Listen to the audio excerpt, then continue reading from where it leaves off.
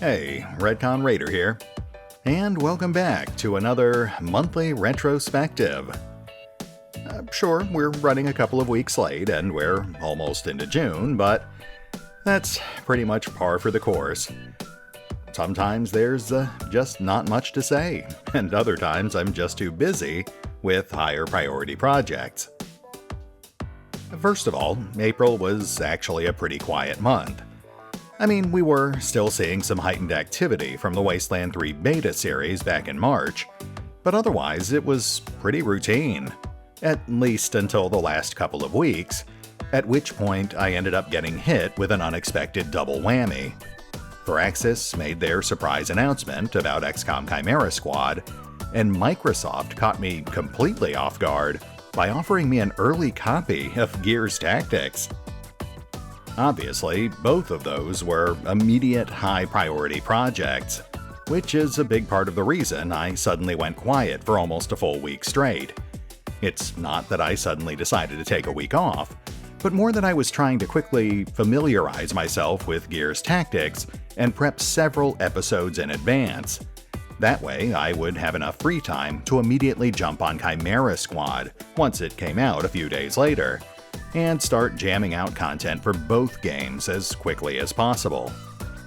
Thankfully, all that work did end up paying off, and we've actually made some pretty solid progress over the past few weeks. In fact, not only are we nearing the halfway mark for both of those new series, but it also allowed me to crank out videos significantly faster than usual. As of the moment I'm writing this, we're currently on course to wrap up May with 21 new videos. Not too shabby, considering that my normal monthly average usually hovers much closer to 15. Now, it is worth noting that this is due in large part to the simple fact that both games are pretty easy to work with. They're both fast-paced, with a heavy focus on bite-sized encounters, and an unusually high volume of cinematics and fully voiced character dialogue. In comparison, games like Kingmaker and Phoenix Point tend to require a lot more work to narrate and pace out into a halfway decent episode. That means that, while I'm pretty comfortable with my current accelerated upload schedule, I do think it's going to start slowing down a little once we start working Kingmaker and Phoenix Point back into the queue. At our current rate of progress, that'll probably be another 3 or 4 weeks out, around mid to late June.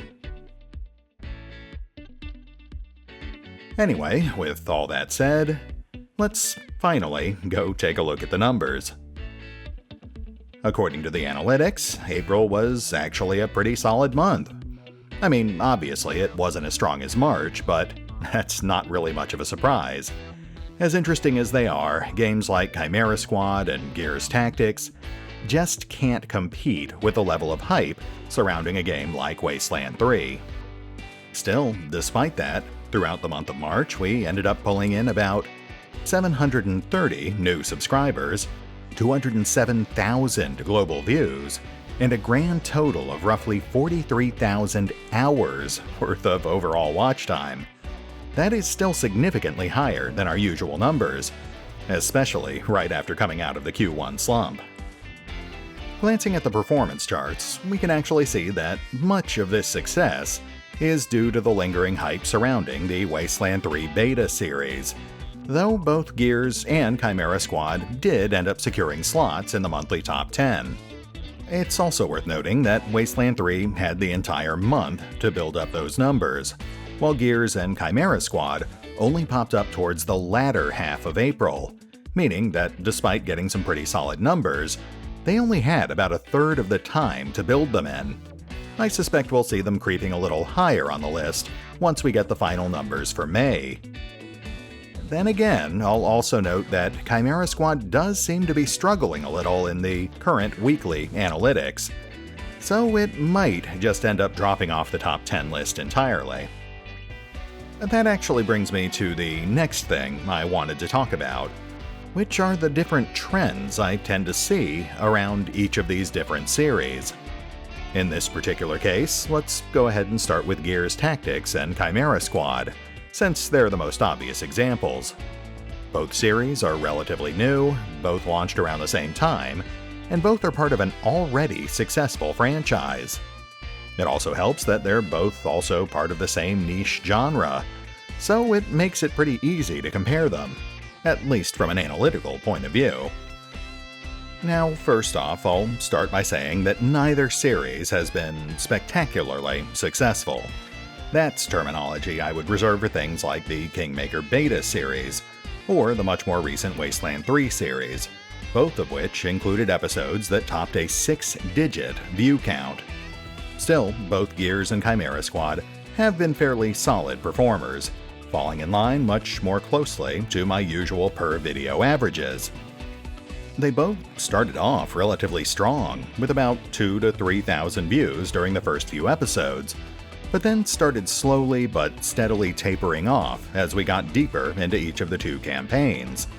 As of the moment I'm recording this, Gears is currently pulling an average of about 1,000 to 1,500 views per episode, while Chimera Squad is clocking in a little lower at about 800 to 1,000 views per.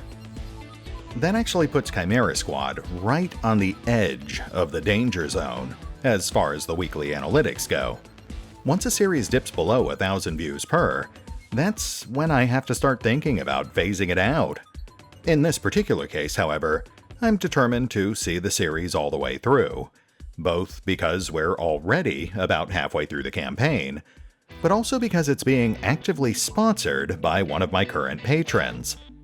It might not seem like much, but that donation does help to offset the slightly lower numbers, and it makes it a lot more viable to continue dedicating my time towards completing what is otherwise an underperforming series. That said, another contributing factor is that, despite the lower overall numbers, Chimera Squad actually seems to pull in an unusually high level of audience engagement. Sure, it might have a smaller audience, but they're a lot more vocal when it comes to chattering about what's happening in each new episode. I like seeing that sort of thing, because I obviously enjoy knowing exactly what it is that people like or dislike about the games I'm playing, or the way that I'm playing it. That extra layer of engagement also ends up helping the series in the long run, because it gives those videos some extra weight in the YouTube search and recommendation algorithms, as well as slightly more favorable treatment when it comes to determining what sort of ad slots they might qualify for. In comparison, most of the newer Gears episodes tend to pull about half the number of overall engagement, despite the higher number of views. More people are watching them, but less people feel compelled to actually comment or otherwise leave feedback. It's an interesting discrepancy between two otherwise fairly similar series, though I do think it's something that will ultimately balance out in the long run, at least when it comes to the overall end-of-month analytics. Even more intriguing, that actually highlights some of the limitations of my monthly interest polls. In my latest poll, for example, the only one I've taken since both of those games came out, Chimera Squad actually holds a small but notable lead over Gears Tactics. More of my current patrons are interested in seeing Chimera Squad, to the point where one of them was even willing to help sponsor the series, though he does obviously follow Gears Tactics as well. If we go all the way back to the March poll, we can actually see that, prior to its release, my general audience actually had very little interest in Gears Tactics at all, to the point where it didn't even make it into my monthly top 10.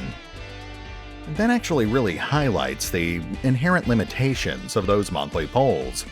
While they're a useful resource, they still only represent the opinions of my most passionate fans, a fairly small subset of the 17,000 or so subscribers I've accrued.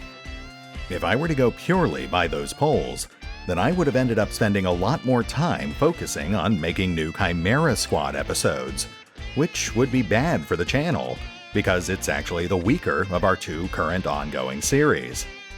It's the sort of thing that I really have to keep in mind when I'm laying out my long-term production schedules from one month to the next, especially when it comes to choosing one project over another. Of course, that's not even getting into the more problematic aspects of actually running a long-term ongoing series on YouTube. Take Kingmaker, for example. currently on hiatus, but still routinely making it into the monthly top 10 in my polls.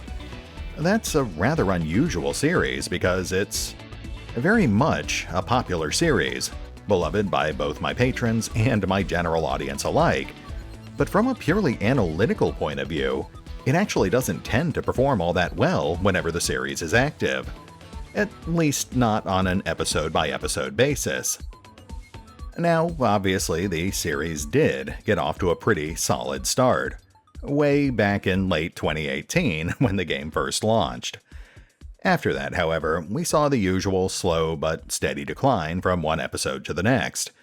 It's not actually all that unusual on YouTube. The longer a series tends to go, the more difficult it is to keep the core audience engaged. It's also difficult to draw in new viewers because the ongoing nature of the series actually tends to actively drive them away. The higher an episode count gets, the less likely a new viewer is to actually commit to watching them all.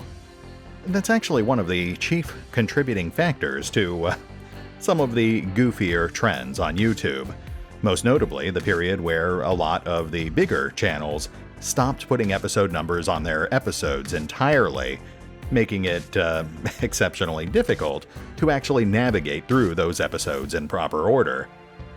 Regardless, that's what ultimately led to my original decision to put the Kingmaker series on temporary hiatus in early 2019, to make way for potentially more successful projects like Phoenix Point and the Wasteland 3 Alpha. I ended up returning to Kingmaker a few months later, due to popular demand, only to put it back on hiatus once the numbers started dropping back into the danger zone. I've obviously started it back up again since then, but every time I do, I end up observing the same general pattern. Initially, the series is met with a great deal of enthusiasm. The first few episodes draw in notably higher numbers than usual, then quickly start trending back downwards, usually hitting the danger zone within about 10 to 12 episodes. I guess that's just basic human psychology at work, wanting something that you can't currently have, but then finding yourself quickly losing interest once you're actually getting what you thought you wanted. However, it does lead to another rather intriguing observation. Namely, once a series like that is on hiatus, it seems to have a much easier time picking up new viewers. Maybe it's just less daunting for someone to binge their way through a currently dormant series, as opposed to feeling pressured to catch up with a series that's still being actively updated. In this particular case, every time I end up putting Kingmaker back on hiatus, I always end up seeing the numbers on older episodes start ticking upwards a little faster than usual. At least some of that can be attributed to members of the core audience, who are simply going back and binging their way through the series while they wait for new episodes to come out. But a significant portion of those numbers also seem to come from brand new viewers who are just getting into the series for the first time, and who often end up leaving comments about how they wish it had continued. Just by way of example, Kingmaker has currently been on hiatus for about 5 weeks now, and in that time, the view count on most of the more recent episodes has literally doubled. Those are often episodes that were performing well below expectations, in some cases barely eking out 700 or 800 views during the first week or two after release. That's a pretty crucial period for most videos, because it's that initial performance that YouTube tends to pay the most attention to. It determines how likely they are to suggest your video to new viewers, as well as the overall revenue potential. Of course, if you look back at those numbers now, it can actually be a little difficult to tell that there was ever a problem to begin with. In most cases, episodes that previously plateaued at just 800 views have since climbed up to 2,000 or even 3,000 views. That's actually well above the average that I've come to expect from the standard Kingmaker episode, and it seems to be driven at least in part by the simple fact that the series is currently on hiatus. In fact, looking back at it, it's almost enough to make me start thinking that periodically pausing a series might actually be a good thing. In a lot of cases, it seems to end up boosting both interest and demand, leading to a short but notable spike in performance once the series inevitably ends up returning. It also acts as something of a stress test for those various smaller series, because in some cases, such as with Stygian or Mutant Year Zero, they don't end up seeing that same sort of post-hiatus renaissance. In those cases, it actually ends up validating my decision to pause or even outright cancel a series prematurely.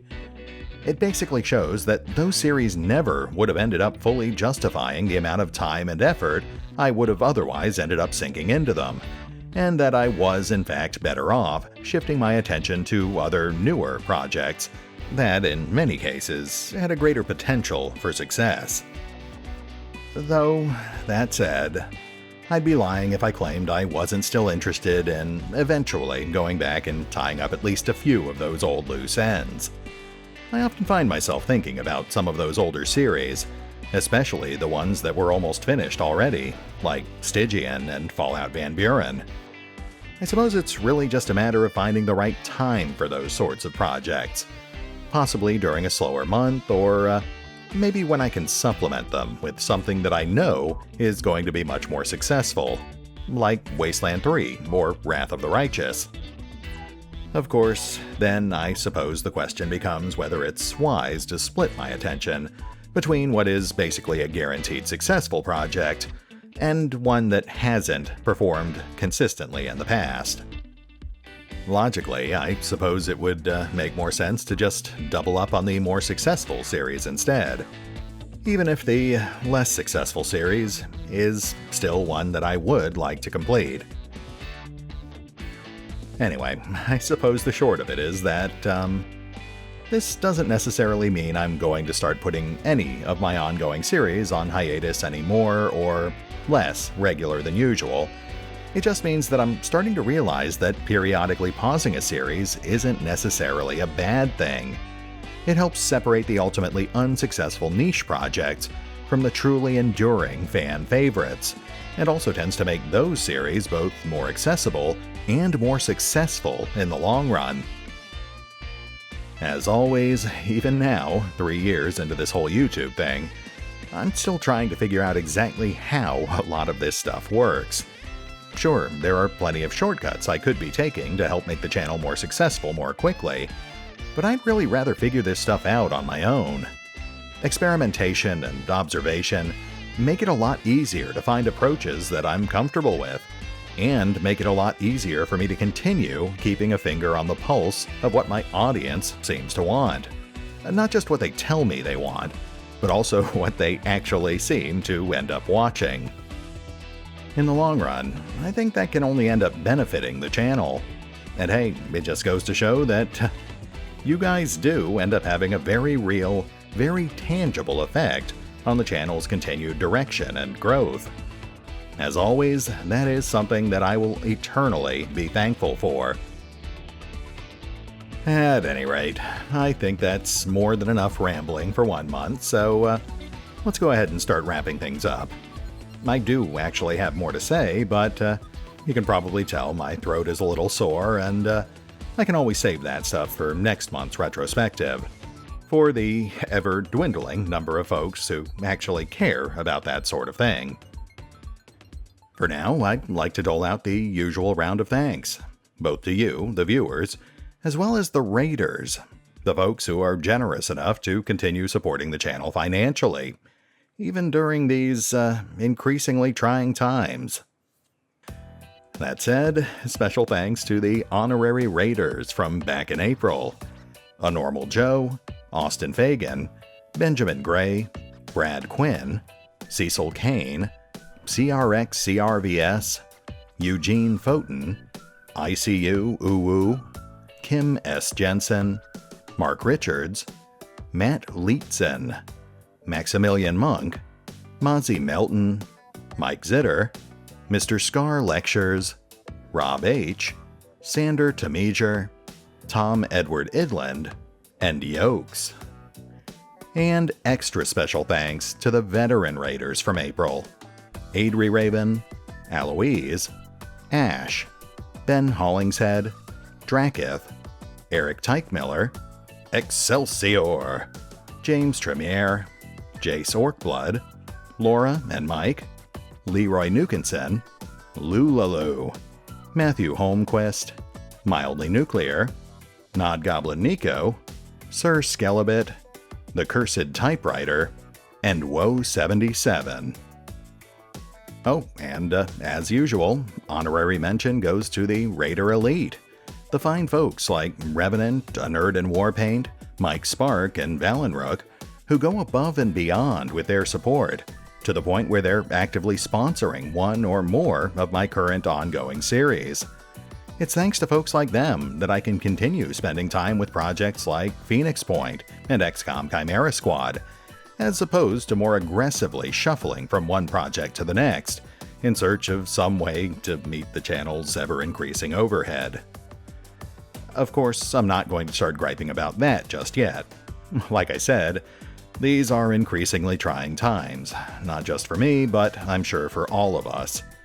I think the best thing to do is just keep forging our way forward, and hopefully things will be a whole lot better once we eventually come out the other side. Fingers crossed. As usual, if you'd like to join the illustrious Raiders, then feel free to check out the links to my PayPal and Patreon accounts in the description below. You guys know the drill. This is still a pretty small channel, but rank doth have its privileges.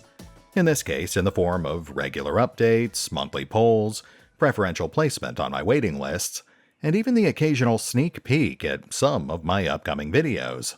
You get the idea. And with that said, I think we're done. At least for now.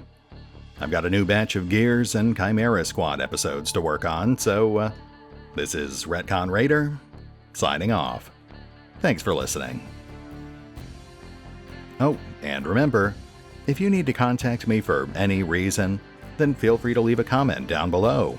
Or you can contact me directly through Facebook, Patreon, Twitter, or my official email address. As always, links are in the description.